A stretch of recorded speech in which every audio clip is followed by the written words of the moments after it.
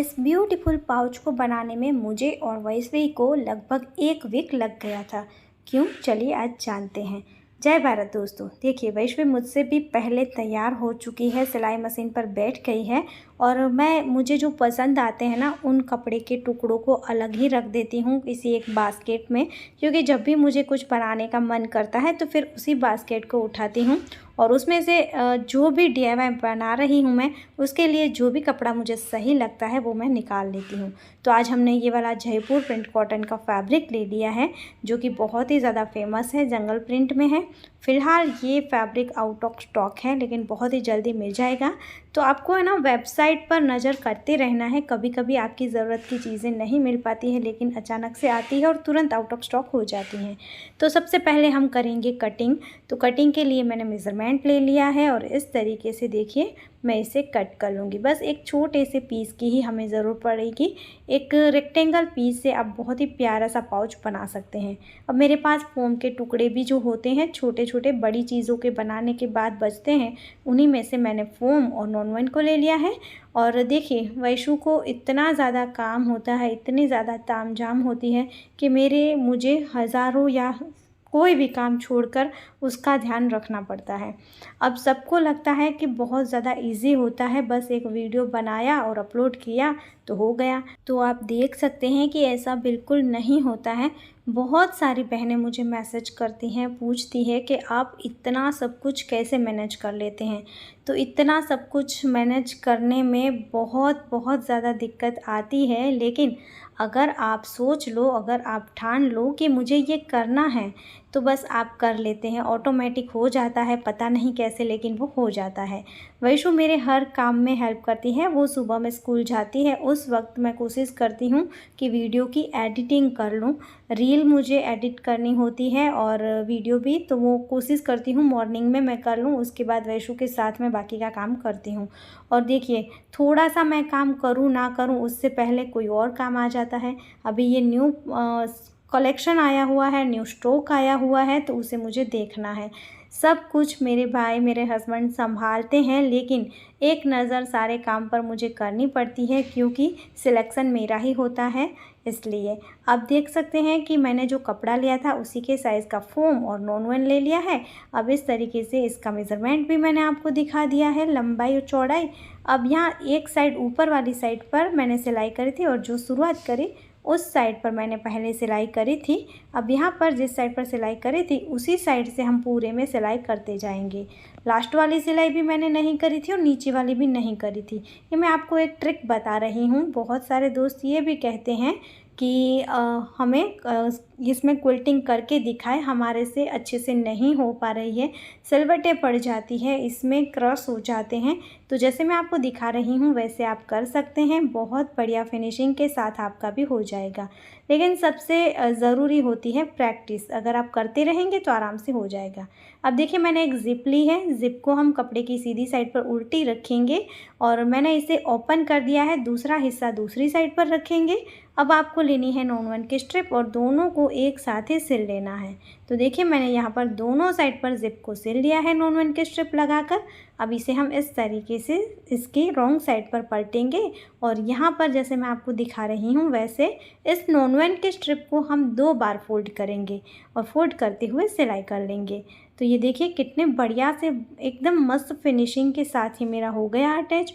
अब इस तरीके से हम इसके ज़िप को पकड़ेंगे और हमें लेना है रनर, और रनर को हम यहाँ पर ऐड कर लेंगे। एक बार रनर ऐड करके हमें पूरा निकाल देना है और हम यहाँ पर फिर से रनर को ऐड करेंगे ताकि ये अच्छे से सेट हो जाए। अब देखिए, वैसु बोल रही है कि मैं करूँगी आगे का काम, तो उसे समझाकर मुझे लेना पड़ा है और फिर देखिए इसे मैंने उल्टा कर दिया है।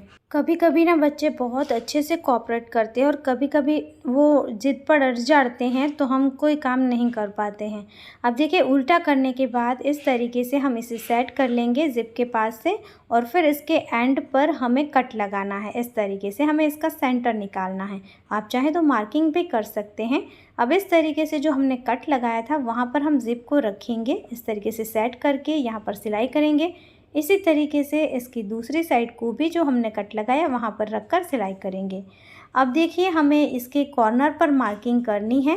तो मार्किंग करने के लिए मैंने इस तरीके से 1.5 इंच पर मार्क किया है और जो सिलाई है उसे छोड़कर 1.5 इंच पर मार्क किया है। दोनों साइड से 1.5 इंच पर मार्क किया और यहाँ पर चारों ओर मैंने मार्किंग कर ली है इसके चारों कॉर्नर पर। अब इसके चारों कॉर्नर को हमें कट कर देना है। तो ये इस तरीके से कटिंग करने के बाद अगर कुछ भी एक्स्ट्रा लगता है तो उसे कट करके भी यहाँ सीधा कर लीजिए ताकि आपकी फिनिशिंग प्रॉपर आएगी। अब यहाँ पर मैंने इस तरीके से एक स्ट्रिप को अटैच कर लिया है नॉन वन के। अब इसे हम दूसरी साइड पर घुमाएंगे और इस तरीके से डबल फोल्ड करके सिल लेंगे।